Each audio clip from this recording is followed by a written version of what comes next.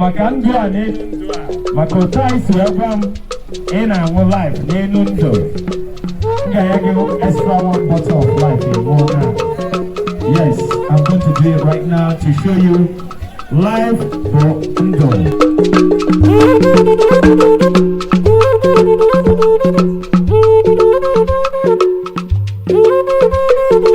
Hey, I've been asked on Katif Conelo.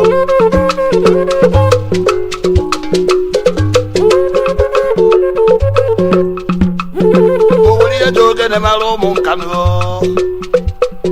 Oh, will you joke the Malo Moncano?